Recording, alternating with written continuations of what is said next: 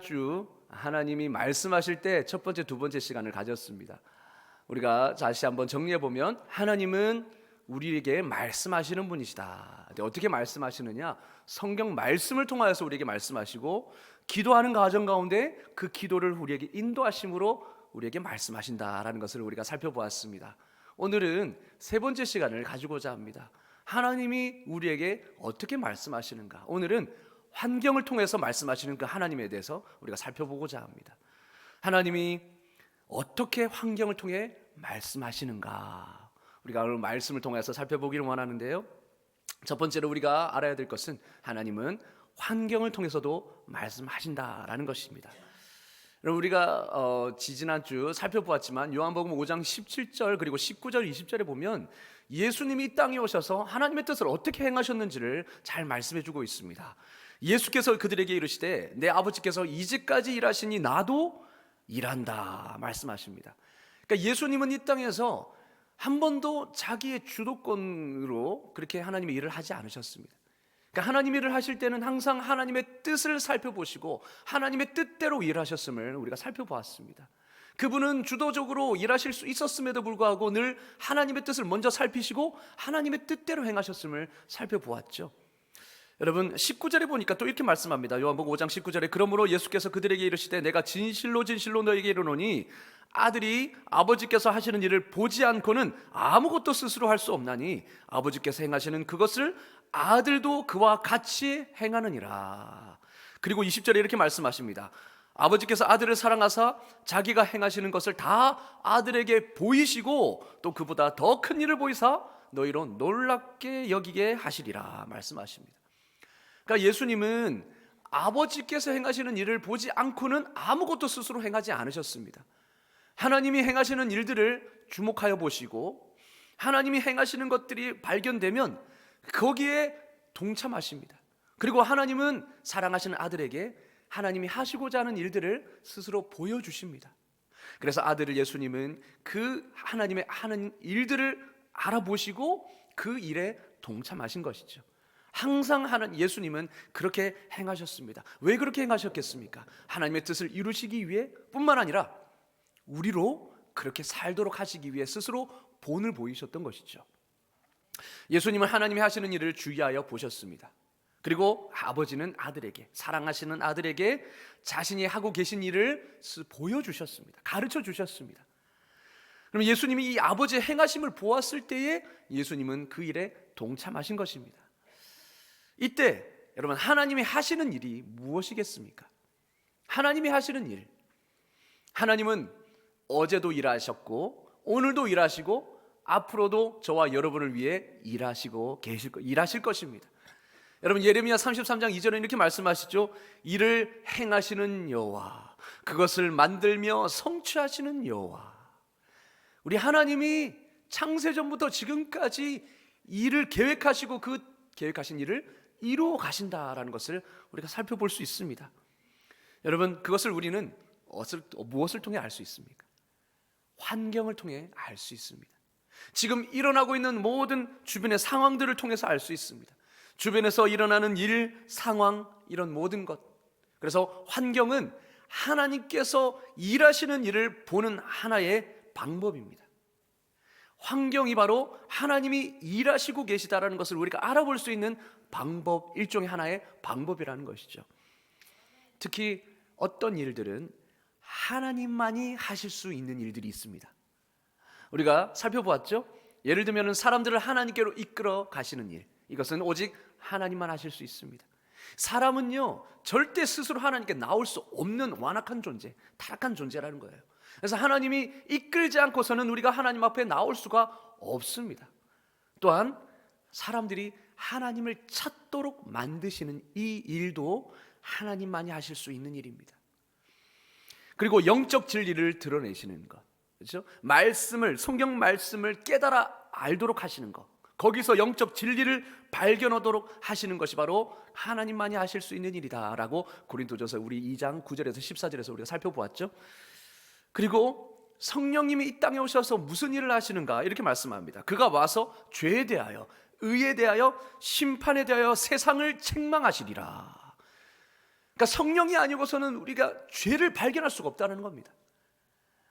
성령이 아니고서는 그 심판에 대한 두려움을 가질 수가 없다는 거예요. 그래서 우리 죄를 깨닫게 하시고 그 죄에 대해서 책망하십니다. 주님께서. 오직 그것이 하나님만이 하실 수 있는 일이에요.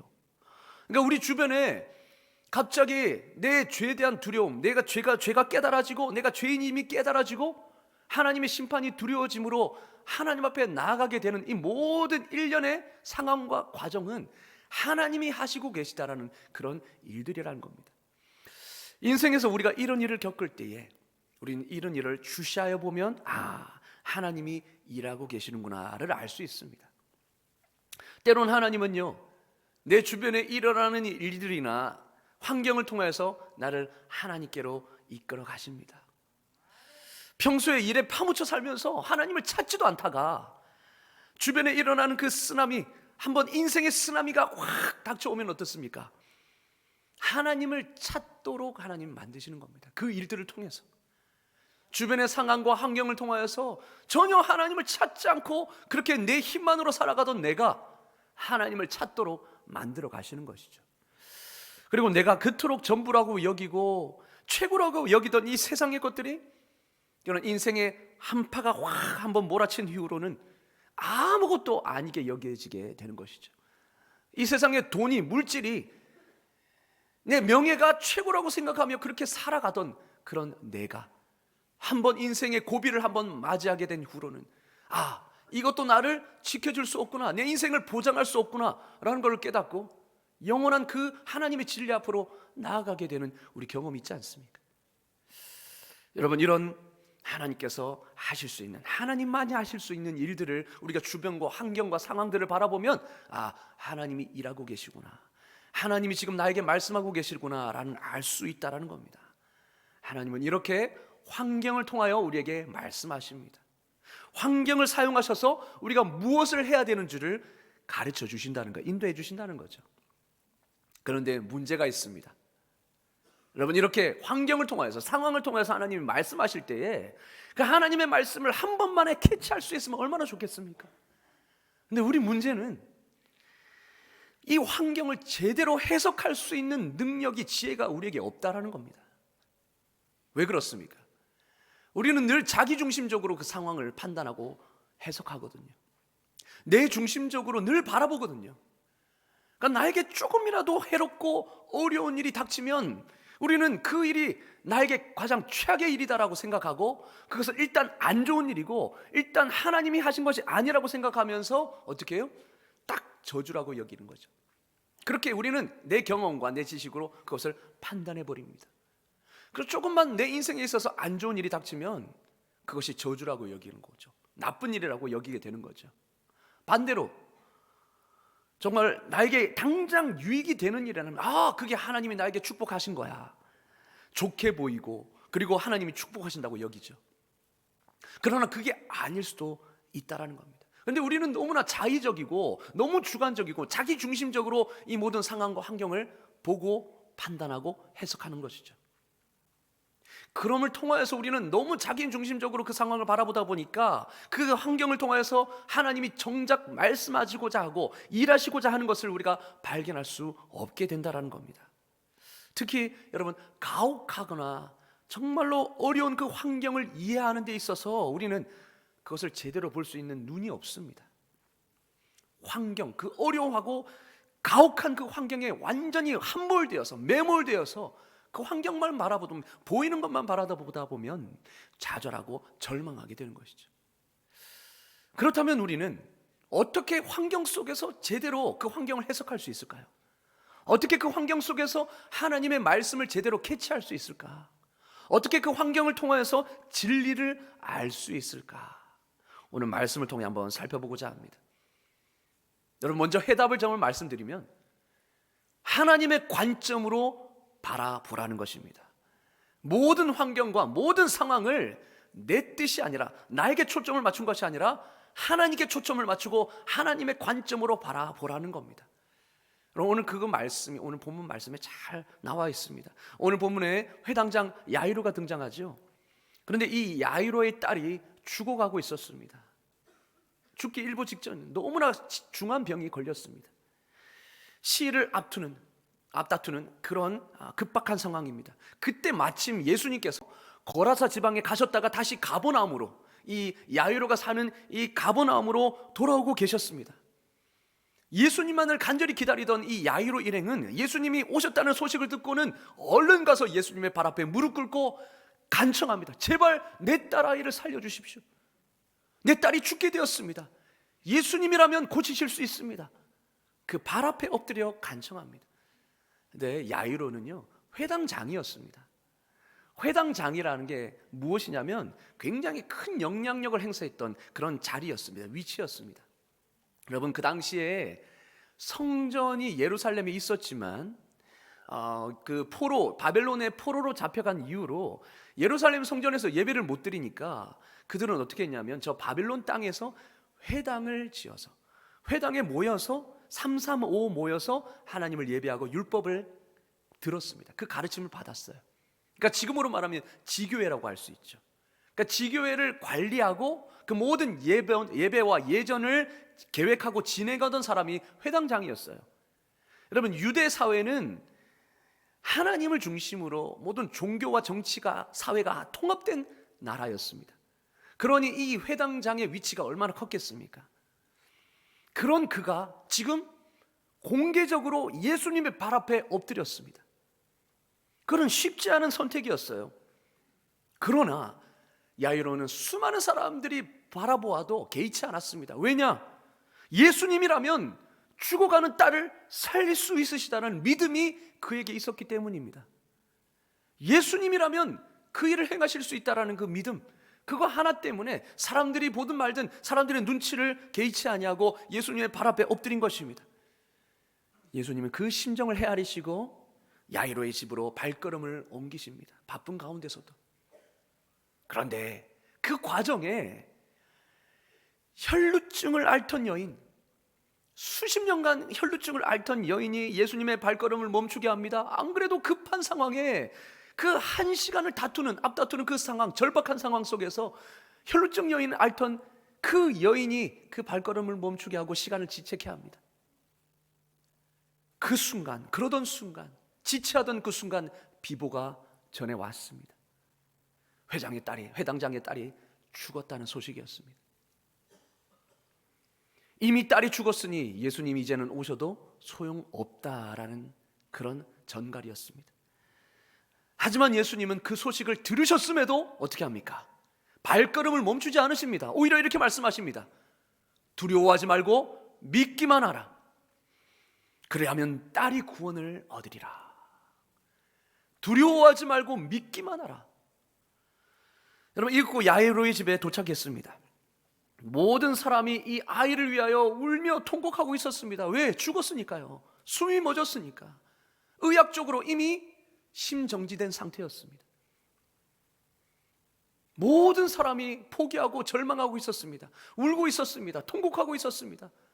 부모에게 뭐라고 위로를 해야 될지 알지 못하는 그 상황 속에서 예수님은 그들을 보시고 뭐라고 말씀하십니까?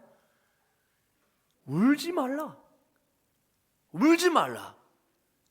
그 아이는 죽은 것이 아니라 잔다. 죽은 게 아니라 자는 거다. 그러니 울지 말라 말씀합니다. 여러분, 이 말을 들은 사람들의 반응이 어떻겠습니까? 53절에 보니까 솔직하게 말씀하고 있습니다. 뭡니까? 비웃었다. 피식했다는 겁니다. 야, 뭐? 내가 죽은 걸 봤는데, 내가 숨이 끊긴 걸 봤는데 뭐? 잔다고? 미친 거 아니야? 비웃었습니다. 사람들은 자기 앞에 주어진 그 환경과 상황에 대해서 이렇게 해석했습니다. 죽었다. 끝났다. 소망이 없다. 이미 끝난 거야. 다시 살아나는 것은 불가능하다. 그 상황을, 보이는 상황만 보고 이미 해석하고 판단해 버렸습니다. 사람들은 그 상황 속의 진리를 보이는 환경만 보고 판단했습니다. 보이는 것으로만 그 환경을 판단했습니다. 자기의 지식과 자기의 경험에 비추어서 그 모든 상황과 환경을 판단했습니다. 그러니 끝난 거죠. 소망이 없는 겁니다. 만약 저와 여러분이 그 현장에 있었으면 어떻게 했었겠습니까? 아마 여러분도 똑같이 했을 겁니다. 저도 마찬가지입니다. 저도 아무리 거대한 예수님이라고 해도 그 말 앞에서 피식 웃었을 겁니다. 비웃었을 겁니다. 지금도 우리가 그렇지 않습니까? 지금도 우리가 어려운 상황과 전혀 뭔가 문제를 돌파할 수 없는 그 상황 앞에서 하나님 앞에 엎드리고 기도하면 주님이 때로는 말씀을 통해, 설교 말씀을 통해서 때로는 말씀을 묵상하면서 말씀하십니다. 두려워하지 말고 믿기만 하라. 두려워하지 말고 믿기만 하라. 그럼 그 말씀 앞에서 우리는 어떻게 반응합니까? 보이는 상황만 가지고 우리의 경험과 지식으로 그렇게 말합니다. 하나님, 아니 이 상황에서 어떻게 두려워하지 않을 수 있습니까? 하나님, 믿을 수 없는 상황에서 어떻게 믿으라고 말을 하십니까? 증거를 좀 보여주셔야 내가 믿든지 말든지 할 것 아닙니까? 우리는 그렇게 상황을 보고 그렇게 해석하고 판단합니다. 초점이 나에게 맞춰져 있고 그 말씀이 아니라, 주신 말씀이 아니라 나에게 이미 맞춰져 있고 그 환경에 집중되어 있기 때문에 그 환경 속에서 하나님 참된 진리를 보지 못하는 거죠. 만약 여러분이 야이로에게 이렇게 질문한다고 생각해 보십시오. 야이로님, 지금 이 환경에서 진리가 무엇입니까? 지금 이 상황에서 진리가 뭐라고 생각하십니까? 아마 야이로는 이렇게 대답했을 것입니다. 제 딸이 죽었습니다. 그 딸아이는 너무나 착해서 항상 저희 부부의 행복이 되어주고 웃음거리가 되어주고 기쁨이 되었던 아이인데, 딸아이와 행복한 나날들을 함께 보내려고 그렇게 생각했었는데 이젠 내 딸이 죽었으니 그 기대와 소망이 산산조각 났습니다. 이 아이 없이 어떻게 하루하루를 살아갈 수 있을까요? 이것이 야이로의 대답이었을 것입니다. 그 상황 속에서 발견할 수 있었던 진리였을 것입니다. 그런데 이것이 진리였습니까? 여러분, 이것이 진리였나요? 아니죠. 진리는 예수님의 말씀에 있었습니다. 죽은 것이 아니라 잔다. 예수님의 말씀대로 된 겁니다. 야이로의 딸이 살아난 겁니다. 그분이 말씀하신 대로 되었습니다. 모든 사람이 죽었다, 끝났다, 이제 소망이 없다라고 말할 때에, 하지만 예수님은 그 상황을 이렇게 바라보셨습니다. 아니다, 죽은 게 아니라 잔다. 끝이 아니란다. 오히려 이것은 하나님의 영광을 드러낼 수 있는 기회란다. 하나님이 일하시는 것을 볼 수 있는 기회야. 그러니 두려워하지 말고 믿기만 하여라. 그러면 딸이 구원을 얻을 것이라. 이것이 진짜 진리였습니다. 그 상황 속에서, 환경 속에서 볼 수 있는 진짜 진리였어요. 예수님이 해석해 주신 환경이 진리였습니다. 여러분, 예수님께로 우리가 듣기 전까지는 그 상황과 환경 속에서 진리를 결코 알 수 없습니다. 그 상황과 환경 속에서 예수님이 해석해 주신 그 말을 듣기 전까지는 진리를 우리는 알 수 없다는 거예요. 이뿐만 아닙니다. 성경에서는요, 이러한 일들을 계속 보여주고 있습니다. 요한복음 9장에 보면 날 때부터 앞을 못 보는 시각장애인이 등장합니다. 그 시각장애인을 예수님이 고쳐주신 사건이 등장하죠. 이때 제자들은 그 사람과 그 환경에 대해서 잘못 해석했습니다. 그러면서 이렇게 말합니다. 저 사람이 앞을 못 보는 시각장애인으로 태어난 것이 누구의 죄 때문입니까? 누구의 잘못 때문에 저 사람이 저렇게 태어났습니까? 부모의 잘못입니까? 아니면 저 사람의 죄 때문입니까? 자, 시각장애인으로 태어난 것, 그 환경, 어려운 상황, 무엇 때문이라고 생각했습니까? 무엇으로 해석했습니까? 부모 때문이다. 부모의 죄 때문이라고 해석했어요.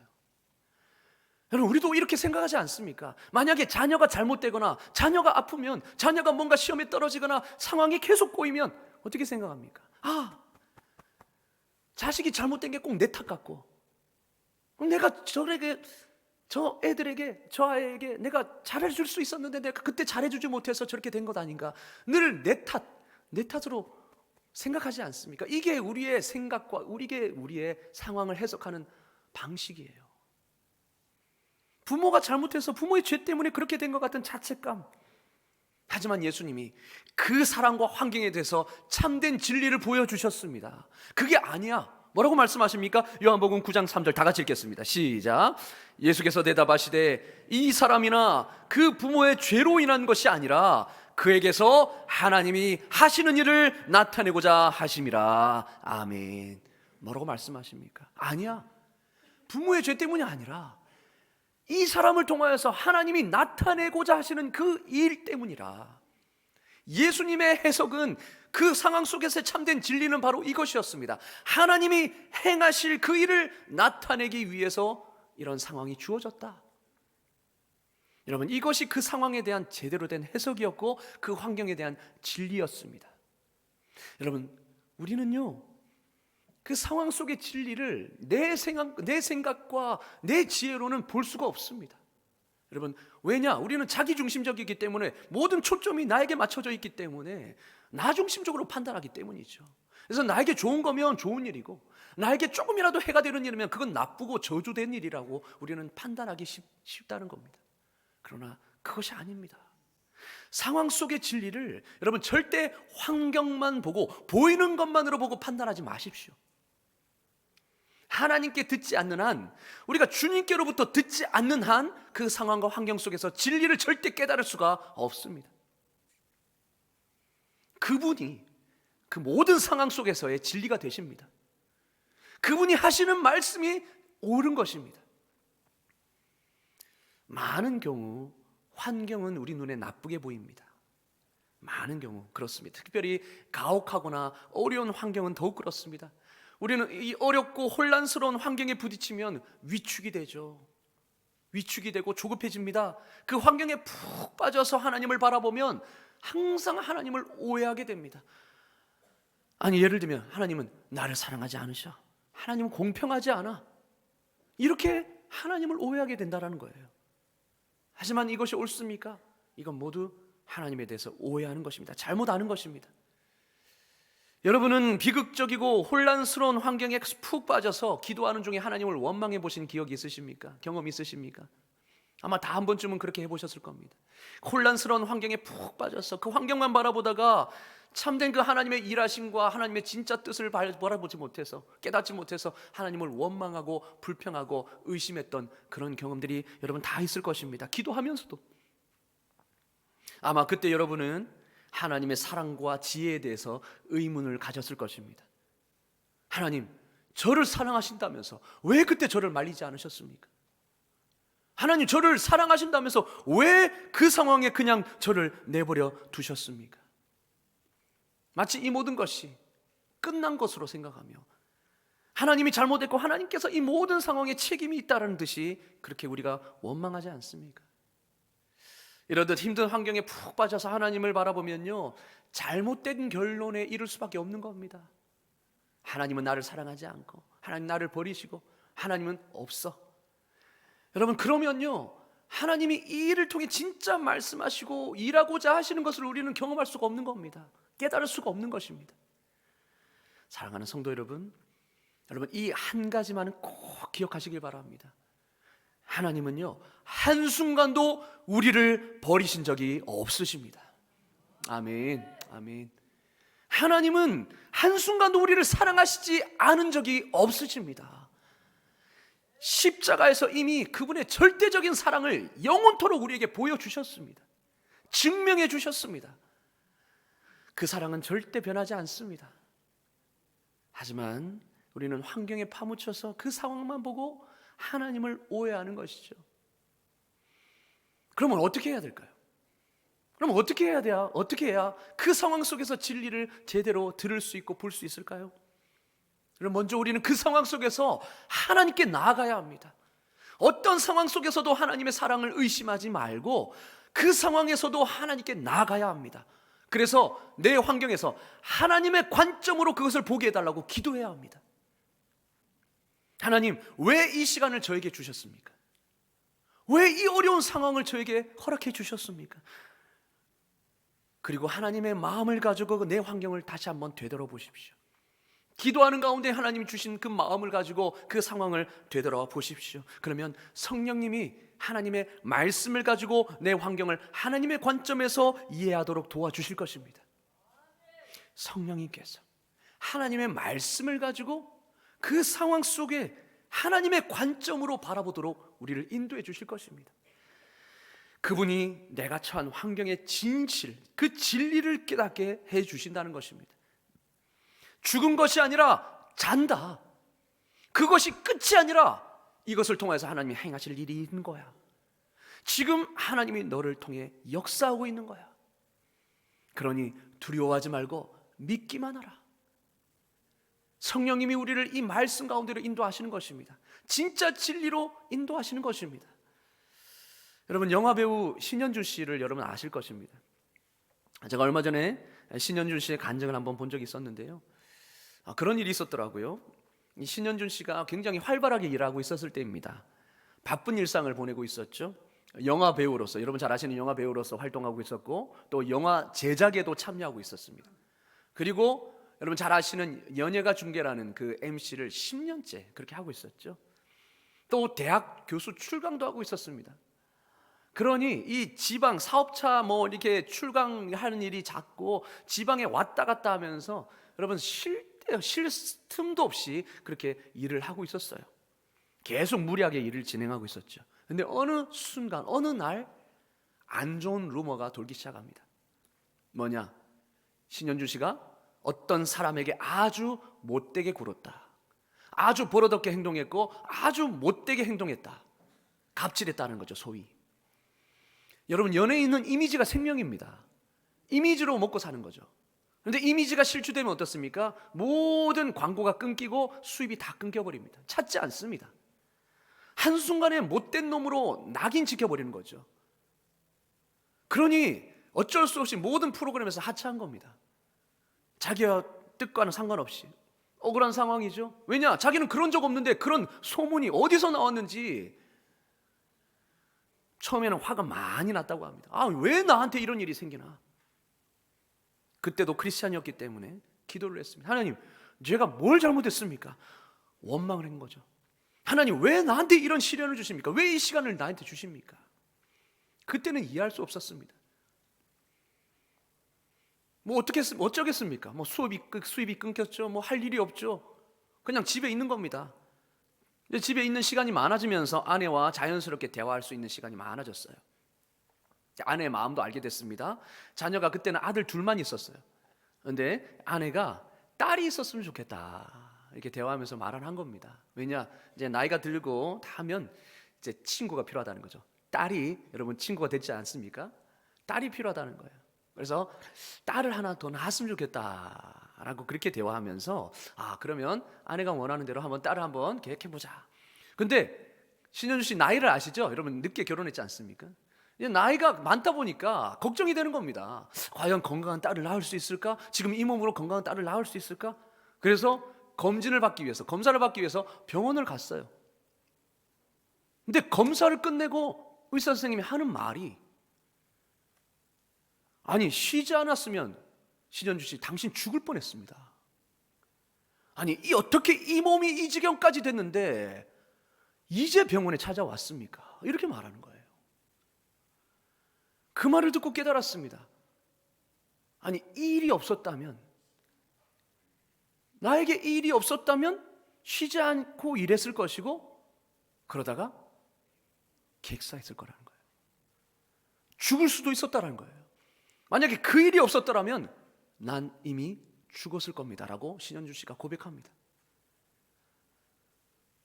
그 일이 뿐만 아니라 이제 딸을 낳았어요. 하나님이 딸을 주셨습니다. 감사하게도. 그리고 이 딸에게 어떻게 하면 내가 좋은 아빠가 될 수 있을까? 그것을 고민하기 시작합니다. 그런데 신현주 씨가 한 가지, 예수 믿고 한 가지는 끊을 수 없었던 게 바로 술이었다고 해요. 왜냐하면 연예인들은 막 이곳저곳 이렇게 하다 보면 사람들을 많이 만나잖아요. 근데 사람들을 많이 만나면서 자연스럽게 회식 자리를 갖게 되고 항상 술자리에 그렇게 자기가 갖게 된다는 거예요. 근데 술을 안 마신다는 것을 알면서도 쉽게 끊을 수가 없는 거죠. 왜냐하면 술은 곧 관계이기 때문에 명분도 없고. 그런데 가만히 기도하면서 생각하다가 내가 딸에게 줄 수 있는 것은 아빠로서 건강하게 오래 사는 것이겠구나. 그 깨달음이 있어서 이제는 내가 몸 관리를 해야 되겠다. 그래서 그때부터 모든 술을 끊었다는 겁니다. 모든 회식 자리에서도 내가 내 딸에게 건강한 아빠, 자랑스러운 아빠가 되기 위해서 내가 술을 끊었다. 자연스럽게 그렇게 말하면서 모든 술을 끊었다는 거예요. 그러니 삶의 질이 더욱더 거룩해진 겁니다. 이 모든 일련의 그 과정을 돌아보니까 그 일이 나에게 최악이었고 나를 죽게도 만들 수 있었던 그 일이 하나님의 은혜였구나. 이 모든 것이 이것을 통해서 하나님이 나에게 이런 일들을 행하시기 위한 과정이었구나라는 것을 깨닫게 되었다는 겁니다. 하나님의 관점에서 비로소 보였고 하나님의 관점에서 보니 모든 것이 하나님의 은혜였다는 거죠. 하나님이 일하시는 일에는 항상 선한 이유가 있다라는 믿음을 그때부터 갖게 됐다고 합니다. 여러분, 그래서 그때부터는 어렵고 혼란스럽고 때로는 그 가혹한 일을 만났을 때 원망보다는 하나님이 이 시간을 왜 주셨을까? 분명 하나님이 이유가 있을 거야. 그 이유와 뜻을 찾기 위해 기도한다고 합니다. 원망하고 불평하는 것이 아니라 하나님 분명히 그 가운데서도 뜻이 있음을 아니까 하나님의 뜻을 찾기 위해 기도한다고 합니다. 그러면 항상 그 뜻을 깨닫게 되었다고 해요. 그리고 기도를 통해서 성령님은 이 신현준 씨가 그 환경을 올바르게 해석할 수 있도록 도와주신 것입니다. 만약 그 상황에서 기도하지 않고 그 환경에 매몰되어서 억울하고 화가 나는 그 상황에 매몰되어서 어떻게 하면 그 사람 억울한 누명을 씌운 그 사람을 찾을 수 있을까? 어떻게 하면 그 사람에게 복수할 수 있을까? 만약에 이를 갈고 그 생각에 눈이 멀었다면 아마 전혀 다른 결과를 얻게 되었을 것입니다. 그 사람을 찾을 수는 있었겠죠? 그러나 하나님이 바라시는 그 거룩한 삶, 그 가정에게 행복한 그 삶을 그 신현준 씨는 얻을 수 없었을 것입니다. 오히려 죽었을 수도 있겠죠. 그러나 하나님의 관점에서 그 환경을 하나님께서 바라보도록 인도해 주셨고, 환경을 통해서 하나님은 그분에게 말씀하신 것입니다. 하나님을 사랑하는 자, 곧 그의 뜻대로 부르심을 입은 자들에게는 모든 것이 합력하여 선을 이루느니라. 아멘. 하늘에 계신 너희 아버지께서 구하는 자에게 좋은 것으로 주시지 않겠느냐. 하나님께서는 그 마음을 깨닫게 해주신 것이죠. 그래서 모든 상황 속에서 자신의 기분과 자신의 경험과 경험으로 지식으로 판단하는 것이 아니라 하나님이 말씀해 주신 그 말씀으로 그 상황에서 진리를 발견할 수 있었던 것입니다. 사랑하는 여러분, 우리는요 주님으로부터 듣기 전까지는 그 어떤 상황 속의 진리도 깨달을 수 없고 발견할 수도 없는 것입니다. 절대로 어떤 상황 속의 그 진리를 환경만 보고 판단하지 마십시오. 재단하지 마십시오. 그 환경만 보고 하나님을 오해하지 마십시오. 여러분, 주님이 바로 모든 상황 속에서의 진리인 줄로 믿습니다. 아멘. 여러분, 제가 감비아, 우리 교회가 협력하고 있는 그 감비아 유수정 선교사님 계십니다. 얼마 전에 이 유수정 선교사님으로부터 선교 편지를 받았는데요, 홈페이지에도 올려놨습니다. 그 내용을 한번 제가 소개해드리고 싶습니다. 한번 읽어보시면, 김 선교사는 남편입니다. 남편 선교사님은 정신없이 바쁜 사역을 이어가는 중에 주님께서 눈병을 통하여 쉼을 주셨습니다. 눈병이 어떤 눈병인가? 과로로 인해서 생긴 겁니다. 면역력이 약해진 탓에 눈에 염증이 크게 왔습니다. 지난주부터 눈이 크게 붓고 아파서 눈을 뜨고 있기가 힘들었습니다. 며칠 지나서는 염증이 터지고 고름이 사흘이 넘도록 나왔습니다. 그곳의 사역이 워낙 힘드니까 쉴 새 없이 이제 자비랑 선교거든요. 차량 정비를 통하여서 복음을 전하고 또 많은 사람을 교육시키고 있습니다. 그 일들을 쉴 새 없이 하다 보니 눈병이 난 겁니다. 그런데 그 눈병이 난 그 어려운, 어떻게 보면 원망하고 불평할 수 있는 상황을 지금 선교사님은 어떻게 해석하고 있죠? 주님께서, 자, 틀어주시기 바랍니다. 주님께서 눈병을 통하여 뭘 주셨다고요? 쉼을 주셨다. 쉼을 주셨다. 선교사님은 이거를 원망하지 않습니다. 불평할 수 있는 상황을 자기의 뜻대로 해석하지 않습니다. 오히려 하나님의 관점에서 이것을 통해 하나님은 쉬라고 하시는 거구나. 쉼을 주셨습니다. 그렇게 말씀합니다. 또 이렇게 말합니다. 유선교사 본인이시죠? 유선교사는 늦은 나이에 공부복이 터졌습니다. 이렇게 해석합니다. 공부복이 터졌다. 우리는 어떻게 해석합니까? 이 나이에 대해서 머리가 안 돌아가는데 아이고, 하나님이 또 이 공부를 시키네. 아이고, 하나님은 나를 괴롭게 하셔. 이게 아니라는 거예요. 공부복이 터졌습니다. 왜냐하면 그곳은 이슬람 세력, 무슬림이 있잖아요.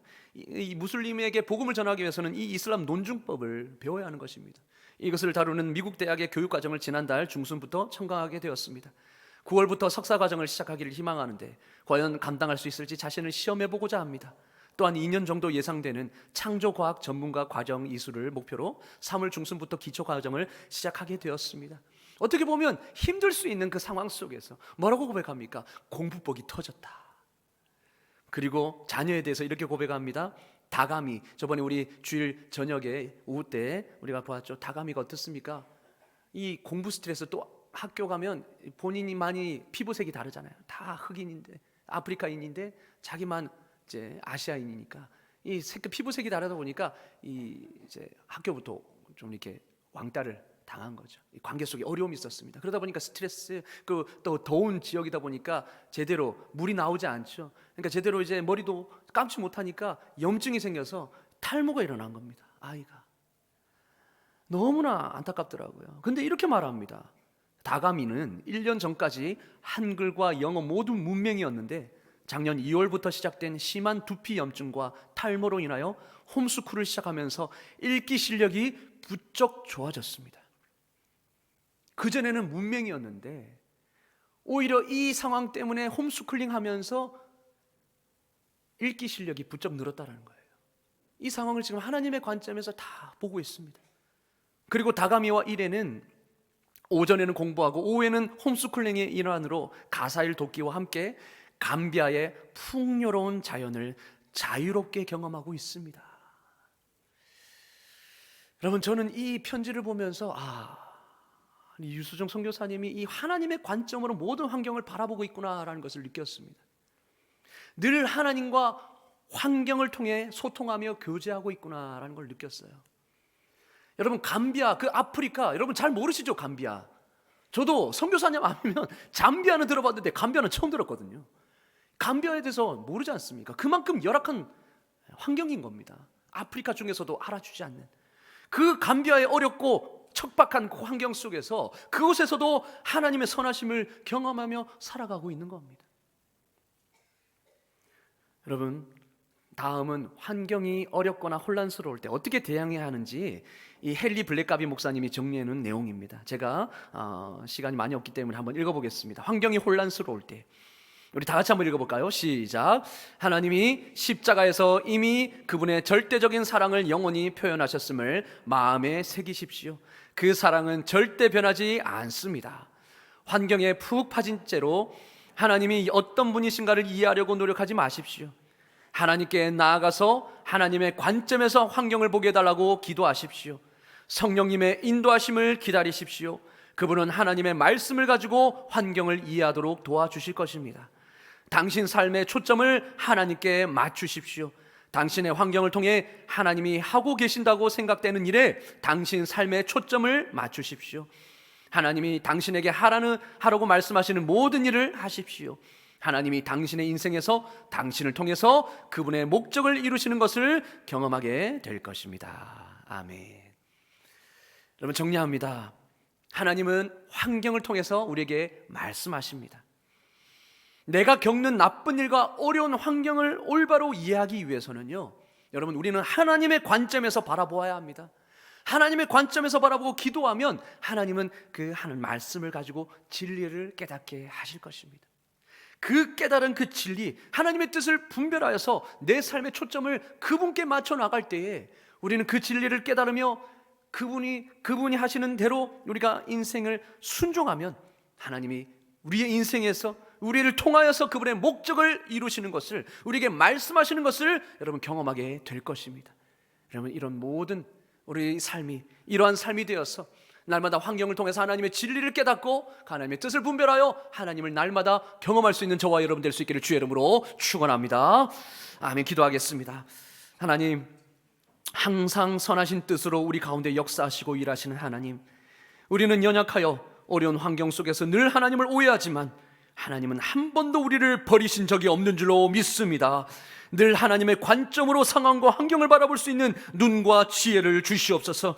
보이는 것에 함몰되지 않고 하나님께 초점을 맞춤으로 환경 속에서 참된 진리를 보게 하여 주시옵소서. 그리하여 환경을 통해 말씀하시고 일하시는 하나님을 경험하여 알게 하여 주시옵소서. 예수 그리스도 이름으로 기도드리옵나이다. 아멘. 찬송가